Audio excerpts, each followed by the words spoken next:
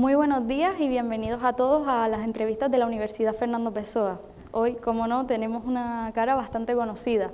Nos ha acompañado en nuestra casa desde los informativos de Antena 3 y a día de hoy vela por nuestros derechos desde el Parlamento de Canarias. No estamos hablando de otras personas, sino de Vidina Espino. Buenos días. ¿Cómo se encuentra? Muy buenos días, Carlota. Muy bien, gracias. Pues Vidina, espero que disfrute de esta entrevista y la primera pregunta sería que como directora y presentadora de los informativos de Antena 3, a día de hoy usted trabaja en el Parlamento y trabaja en la Comisión de Control de Radio y Televisión Española. Como estudiante de periodismo, a mí me surge la duda de qué hace una diputada dentro de esa comisión.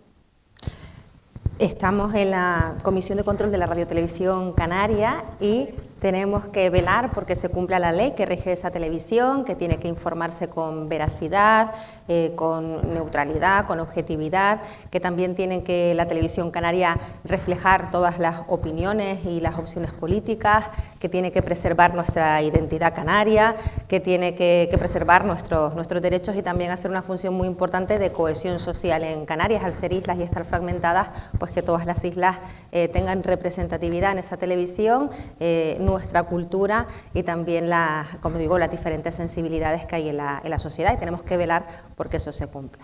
Y haber pasado por los medios de comunicación anteriormente, ¿le facilita el cumplir esas funciones dentro de la comisión? Me permite, por la profesión que yo he desarrollado, tener un conocimiento pues quizás más en profundidad que otros diputados acerca de esos temas y hacer aportaciones.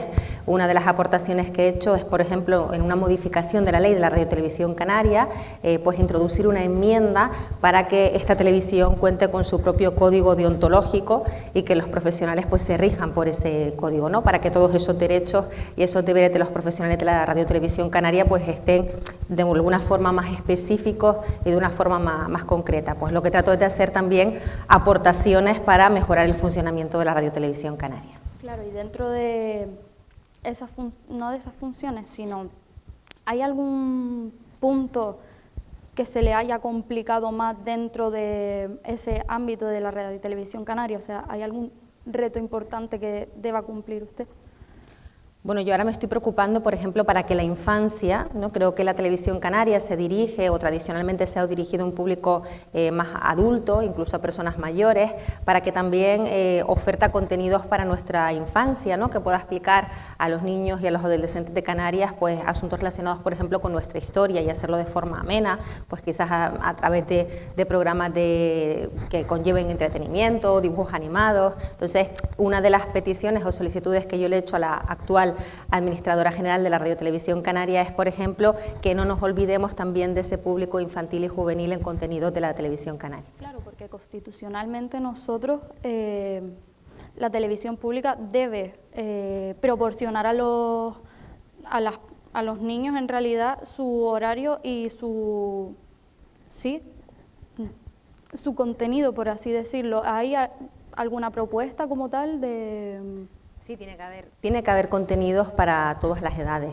No podemos descuidar al público mayor, que sin duda hay programación que a ellos les gusta y por eso creemos necesario también ir introduciendo este tipo de contenidos. Es verdad que actualmente, que antes no existían, hay muchos canales específicos dedicados al público pues infantil o juvenil, y la televisión canaria es un canal generalista para todas las edades y a veces es un poquito más difícil enganchar con esa audiencia, pero yo creo que tenemos que intentarlo porque otros canales temáticos como pueden ser Disney Channel o Clan o Boing no van a dar contenidos específicamente canarios a nuestros niños, ¿no? Para que conozcan nuestra historia, nuestra forma de hablar, nuestra cultura, y por eso creo que es importante que también le podamos ofrecer a estas edades unos contenidos para ellos. A día de hoy Disney Channel va a cerrar, ya no se va a emitir más programación dentro del canal. ¿Ustedes ven ahora una oportunidad dentro de este cierre del canal? Pues sí, puede ser una oportunidad, como dices, porque si pasa todo a ser bajo suscripción y por tanto hay que pagar, hay familias que no van a poder acceder a ese contenido, y la televisión canaria es una televisión pública, que es una televisión abierta, y esos contenidos son gratuitos, por tanto, como dices, podría ser una oportunidad. En su labor, usted también trabaja dentro de la Comisión de Sanidad, o sea, de Salud. En su labor dentro de la comisión, ¿cuáles considera que son los principales retos que se enfrenta ahora mismo Canarias en tema de sanidad? Bueno, pues uno de los principales desafíos es reducir las listas de espera, porque tenemos una atención sanitaria que es buena, que los ciudadanos están contentos una vez que logran acceder pues, a que te atienda un especialista, ¿no? o ser operado, pero el problema está en lo que se tarda hasta que si llegas a ese momento. Y entonces está habiendo un refuerzo de personal importante. En el Servicio de Canario de la Salud trabajan más de 40.000 personas en este momento. La mayor parte del presupuesto, de los 11.000 millones de presupuestos que tiene Canarias, por ejemplo, para el próximo año, más de 5.000 millones son para nuestra sanidad. Se está haciendo un esfuerzo importante, se está intentando mejorar también la gestión y el objetivo que ya se está consiguiendo, reducir en algunas semanas el tiempo de espera, por ejemplo, para una operación, para una intervención quirúrgica, pero tenemos que seguir reduciendo esos tiempos de espera y esa atención lo más pronto posible, creo que es el gran desafío que tenemos. Ahora a mí me surge una duda que también está dentro de la comisión de no control, sino para todo el tema de la sanidad y sobre todo del COVID. A día de hoy, ¿esa comisión sigue trabajando para, por así decirlo, bajar los casos de COVID o seguir informando sobre el COVID? Lo que tenemos es una comisión de investigación. En esa comisión de investigación, más allá del tema del COVID, que por ejemplo el tema del COVID persistente, que lo sufren pues muchas personas también en Canarias, ¿no? que siguen con síntomas derivados de haber pasado el COVID, eso se trata en la Comisión de Sanidad. Nosotros en la comisión de investigación lo que estamos intentando es averiguar o poner luz a lo que pasó para que en Canarias se hicieran tantos contratos pues con esa trama que está investigando la justicia de Ábalos, Koldo, Aldama. Canarias fue una de las comunidades autónomas que más dinero contrató con esas empresas de forma directa, adjudicaciones que se hicieron sin concurso público y que luego se ha visto pues que acabaron en comisiones y personas que se enriquecieron cuando estábamos sufriendo pues todo ese dolor y toda esa enfermedad. Entonces lo que estamos intentando averiguar en esa comisión de investigación a través de los comparecientes que van a esa comisión y también de la documentación que se nos ha facilitado, que nosotros tenemos el derecho como diputados de pedir pues esa información y esa documentación al Gobierno de Canarias, pues establecer responsabilidades políticas en lo que pasó. Otra cosa es lo que van a hacer los jueces y los tribunales, que verán si hay delitos y sentenciarán, pero en nuestro caso lo que estamos intentando es averiguar, ver lo que pasó, quiénes fueron los responsables que tomaron esas decisiones que han causado un grave perjuicio a las arcas públicas canarias y sobre todo pues también poner sobre la mesa medidas para evitar que eso vuelva a pasar. Vale, para cambiar un poco de tema y relajar un poco la conversación, usted está a día de hoy dentro de Coalición Canaria, ¿no? ¿Qué es lo que le motivó a estar dentro de ese partido? Bien, yo empecé en política en la legislatura pasada, lo hice en otro partido, en Ciudadanos, que prácticamente ha desaparecido, y la experiencia en Ciudadanos, bueno, el primer contacto con la política, a conocer lo que era, fue bueno, pero en el partido no fue buena, y no fue buena porque queríamos trasladar los problemas que teníamos desde Canarias a una organización de ámbito estatal para intentar resolverlos y no había manera. O sea, es un partido, muchos partidos de ámbito estatal dicen defender a Canarias, pero a la hora de la verdad, cuando hay que defender a Canarias, no hacen nada, o de hecho incluso ponen palos en la rueda. Yo recuerdo cuando tuvimos la crisis de Arguineguín con ese muelle lleno de migrantes, que nosotros desde este partido nos decían que no pidiéramos el traslado de los migrantes a la península, o sea, que querían que nosotros nos quedáramos pues resolviendo solos esta situación del fenómeno migratorio, o como en el Parlamento, en el Congreso de los Diputados, votaron incluso en contra de nuestro régimen económico y fiscal, que para nosotros es fundamental para nuestra economía y nuestra sociedad. Entonces, eso me hizo ver una realidad de esos partidos estatalistas que dicen defender Canarias, que lo dicen de boquilla, pero que no es así. Y yo tenía muy claro que si seguía en política, donde quería estar era una formación política en la que su prioridad fuera defender Canarias y defender los intereses de los canarios. Y yo creo que Coalición Canaria es el partido que mejor hace eso en el ámbito del Congreso de los Diputados, en el Senado y también aquí en Canarias, y que es el partido además que mejor conoce Canarias y que es un partido, y esto es muy importante, que se encuentra en la centralidad en Canarias. Es un partido de diálogo, es un partido que no se sitúa en los extremos y que por tanto puede llegar a acuerdos con Partido Popular o con Partido Socialista, que hace lo que dice el presidente, ese modo canario de hacer política que siempre dice el presidente Clavijo, que se trata de ser pues personas de diálogo y de acuerdo. Como hemos visto, ha tenido una gran trayectoria política. ¿Cómo ha cambiado su perspectiva de los problemas que estaban pasando en Canarias desde su anterior Partido Ciudadano hasta ahora en Coalición Canaria? O sea, ha pasado un tiempo, ¿qué problemas había antes y qué problemas hay ahora en comparación?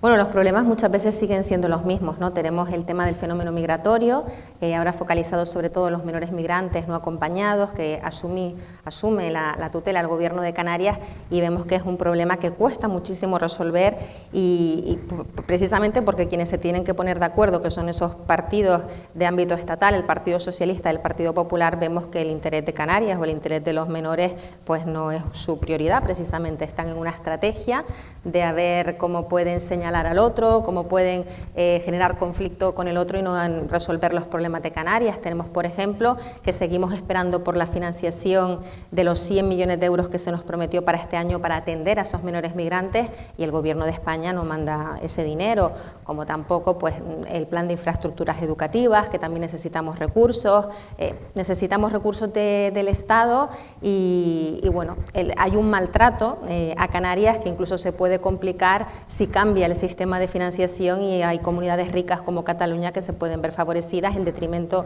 de otras que tienen una situación más complicada social y económicamente como la nuestra. Entonces, bueno, yo creo que tenemos que seguir luchando por defender Canarias y creo que ese sigue siendo uno de los grandes asuntos a resolver de la política que tenemos que hacer los canarios.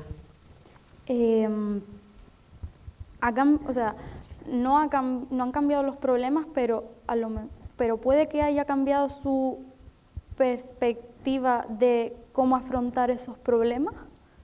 Sí, yo creo que lo que hay que hacer es luchar por ellos. O sea, nosotros como canarios, si tuviésemos una representación de un partido nacionalista como Coalición Canaria en el Congreso, que solo tenemos una diputada en esta legislatura, Cristina Valido, que hace todo lo que puede y más, pero si fuéramos 4 o 5 diputados tendríamos una fuerza tremenda como Coalición Canaria y como Canarias a nivel del Estado. Vemos que ahí es al final donde se resuelven esos principales asuntos y sobre todo el gran meollo de la cuestión, que es contar con recursos para poder hacer cosas. Si nosotros queremos tener una mejor sanidad, si queremos tener mejores infraestructuras educativas, si queremos poder tener más dinero, por ejemplo, para investigación, todo eso son recursos que en su mayoría, porque quien recauda los impuestos mayoritariamente en el Estado, pues es el Gobierno de España, es el que tiene esa capacidad financiera y creo que ahí está una de las claves, ¿no? El poder contar con más recursos para nosotros poder hacer políticas en Canarias. Dentro del tema de la educación, porque usted también está dentro de la Comisión de Educación, ¿ve un problema como tal los niños migrantes dentro de la educación en Canarias, o ve que puede favorecerle a esos niños la educación que se da en Canarias? Por lo que estamos viendo desde la Consejería de Educación, la integración de los niños migrantes es positiva. Vemos que eso permite pues, a los niños canarios conocer una realidad, que es la que viene de África, con una situación mucho más complicada, y la experiencia que nos transmiten los docentes, que nos transmiten los padres de los centros, incluso cuando ha habido que se ha cambiado a un chaval de un centro, pues se lo han llevado a otro, por lo que sea, son las propias familias y los docentes los que quieren que ese niño permanezca en ese colegio. La experiencia está siendo positiva. positiva. Lo que sí, insisto, lo que hacen falta son recursos, porque por ejemplo en muchos casos estos niños están aprendiendo el español, todavía no lo hablan y necesitan un apoyo, por ejemplo lingüístico, para aprender el español. Hace falta un profesor que apoye a estos niños, por ejemplo, en el aprendizaje de nuestro idioma, y por tanto pues la experiencia es positiva, pero siempre y cuando contemos con los recursos que nos hacen falta, y ahí es donde tenemos que seguir insistiendo al Gobierno de España. Desde mi experiencia y por lo que yo he visto y vivido, ya que al final yo hace poco estuve dentro de un instituto y pues cuando fue la crisis migratoria yo seguía dentro del instituto y mi madre es docente y es docente de francés y acompañó y ayudó a todos esos niños migrantes. ¿Usted cree que harían falta más docentes? Sí, una de las cuestiones por las que estamos trabajando en Canarias es por reducir pues el ratio de profesor-alumno, ¿no? Porque eso permite que al haber menos alumnos en el aula, poder dar una mejor atención, sobre todo aquellos alumnos que se van quedando más rezagados, que necesitan algo más de apoyo para salir adelante y que igualmente pueden ir aprobando las materias, pero necesitan ese apoyo extraordinario. El tener menos alumnos por aula, por profesor, pues permite, ¿no? Permite eso, y ya desde el Gobierno de Canarias, con el nuevo consejero Poli Suárez, hay un plan para ir reduciendo gradualmente el número de alumnos en las aulas, y cada año vamos despacio, pero cada año se van reduciendo alumnos para que los profesores puedan trabajar mejor. Y dentro del ámbito rural, la educación, por así decirlo, al final yo vengo de un pueblo, sé lo que es vivir eso. ¿Se propone alguna mejora para esos sitios de difícil acceso, como por ejemplo la aldea, que es mi caso? Facilitarle a los profesores transporte o algún tipo de ayuda, porque en la aldea no hay alquiler, o sea, hay muy difícil acceso a la vivienda dentro de ese pueblo y los profesores optan por turnarse entre ellos para llevarse. ¿Han contemplado esta problemática?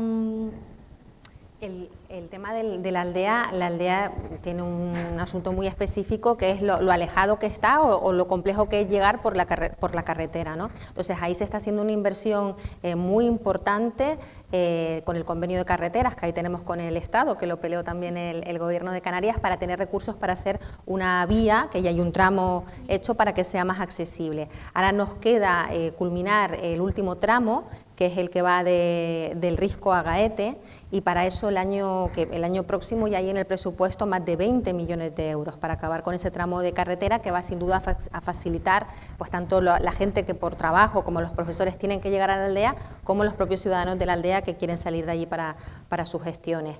Y luego la parte de la vivienda que comentas, eso afecta a la aldea y afecta a otros muchos municipios, incluso a las ciudades de Canarias, ¿no? Las Palmas de Gran Canaria tiene una lista importante de demandantes también de vivienda pública a precios asequibles, y esa está siendo también una de las prioridades del nuevo Gobierno de Canarias. Se han incrementado los fondos que se van a destinar para la construcción de vivienda pública en un alquiler asequible para las familias, y por ejemplo solo en la isla de Gran Canaria ya hay planificadas más de 500 viviendas. Para construir viviendas tarda, no se hace de un día para otro, pero ya se están poniendo los recursos y se está planificando y empezando ya con las promociones, y algunas ya están en ejecución. Y luego también se está haciendo toda una política, porque ya hay muchas viviendas vacías en Canarias, y lo que queremos es que se pongan también en alquiler, que la gente las saque al alquiler, pero a alquiler residencial y habitual, no al alquiler vacacional, ¿no? Y para eso también en el presupuesto, como novedad, para el próximo año va a haber deducciones fiscales importantes para aquellas familias, aquellas personas que tengan una vivienda cerrada vacía y que la pongan en alquiler. Y esto creemos que todo este tipo de medidas diferentes, no con una sola no vamos a resolver el problema de la vivienda, ni con varitas mágicas, pero sí con diferentes medidas vamos a poder ir avanzando. Pues bien, no me gustaría acabar esta entrevista sin preguntarle si quiere lanzar algún mensaje a estos jóvenes y sobre todo si quiere animarles a que entren dentro de la política. Pues sí, yo creo que a los jóvenes hay que decirles que la política es lo más importante que existe, porque la política lo determina todo en nuestra vida, el que tengamos una buena educación, una buena sanidad, que tengamos oportunidades laborales, que tengamos un acceso a la vivienda, que podamos formar una familia y conciliar nuestra vida profesional y nuestra vida familiar. Todo eso depende en una enorme medida de la política, de las decisiones que toman los políticos, y por tanto creo que todos debemos implicarnos de alguna manera en la toma de esas decisiones y en mejorar. Por ejemplo, los jóvenes, que les preocupa muchísimo todo lo que tiene que ver, a mí también, ¿no?, pero sobre todo a las futuras generaciones, y a mí como madre me preocupa también por el futuro de mi hijo y las futuras generaciones, todo lo que tiene que ver con el cambio climático y la transición energética, y ahí los jóvenes tienen también mucho que decir, así que yo les invito a que se impliquen políticamente en el partido que consideren mejor, que se ajusta más a sus ideas y a sus inquietudes, pero sí que es importante participar en la toma de decisiones, porque si no otros tomarán las decisiones por ti. Pues Vidina, muchísimas gracias, espero que haya disfrutado y hasta aquí la entrevista de hoy. Muchísimas gracias y síganos para más entrevistas.